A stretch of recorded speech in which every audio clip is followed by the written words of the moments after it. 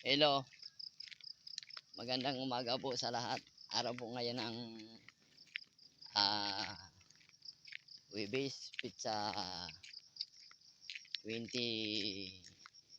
Noy, anong pizza niyan? 26, 2023. October.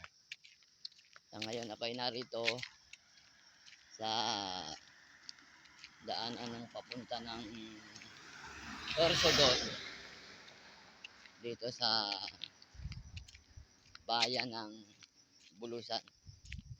Yung secondary road ng Sorsogon, Bicol, galing ng Bulusan to Gubat hanggang Sorsogon to Manila. Pwede daanan, kaso lang matarik po na daan ito, matarik. Kaya yung mga driver na hindi pa bistado yung daan dito, wag muna dumaan kasi delikado baka magkamali ng pihit ng manibela. Matataas kasi dito na lugar sa amin, kaya dapat kung halimbawa naman magbibisto kayo ng lugar namin, ingat kayo dito sa pag-drive para walang sisihan. Kasi po itong daan ay talagang mataas, pero may dumadaan din dito ng bus paminsan-minsan lang. May mga truck, yung mga bistado na nila yung daan paminsan-minsan din. Ito ay madali sana ang daanan kasi nasa ano ito, kumbaga ito ay nasa shortcut na daan papunta ng Maynila, na ito sa ngayon ay nasa bayan ng Bulusan, Sorsogon itong daan. Kaya lahat ng mga dumadaan dito lahat ng mga dumadaan dito ay pwede, yung mga sasakyan. Ito po yung mga estudyante dito naglalakad papunta ng paaralan.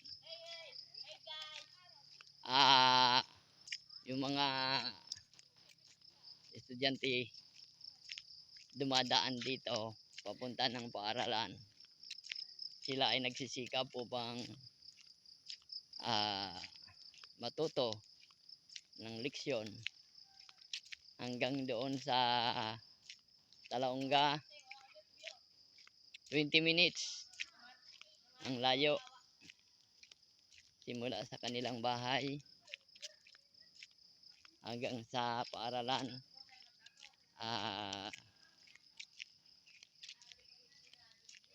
Pag maghina sila ng lakad, abutin na sila ng hindi pala 20 minutes, hindi, pag abutin sila ng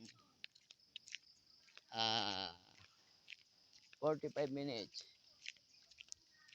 Pag medyo mabilis-bilis yung lakad nila papunta sa paaralan ng Talaonga, Santa Magdalena, Sorsogon. Good morning din pala lahat sa mga magbe-birthday dyan. Yung mga magbe-birthday, happy birthday sa inyo. Yung mga may birthday, antay-antay lang tayo, darating po tayo dyan, magbe-birthday naman ulit tayo.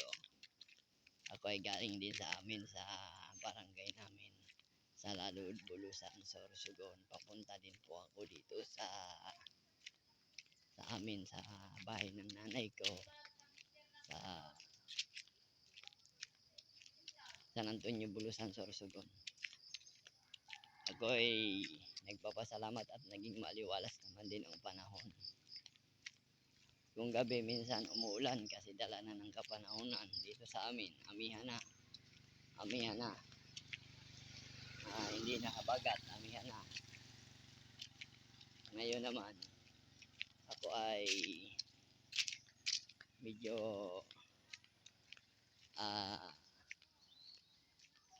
nagtataka kung bakit yung napupulot ko na pili ayaw na bilihin sa tindahan. Kasi ang klase ng pili na napupulot ko ito. Ano ang klase ng pili kong napupulot? Quality. Kaya bakit ang tanong ko hindi naman binibili? Kasi sabi nila maitim. Gusto nila yung inakyat. Yun ang dahilan nila. Kaya logi sa ngayon kami ng mga namumulot ng pili. Kasi hindi naman binibili, sayang yung pagod namin. Kasi hindi naman bibili sa amin. Kaya kawawa kami mga namumulot sa ngayon. Walang kwenta ang aming pagod sa pamumulot ng pili. Kaya pasensya na po kayo sa lahat ng mga bumibili ng pili. Alam kong pinipili ninyo yung pili. Kaso lang hindi naman ako marunong umakyat. Kaya pasensya na rin din po kayo kung hindi nyo binibili yung pili ko. Marami naman po akong diskarte kung ano-ano ang diskarte ko sa aking pamilya para mabuhay din kami. Kaya malaking pasalamat ko sa inyo at sa ating lahat. Sige po, good morning at maraming salamat po sa inyong lahat.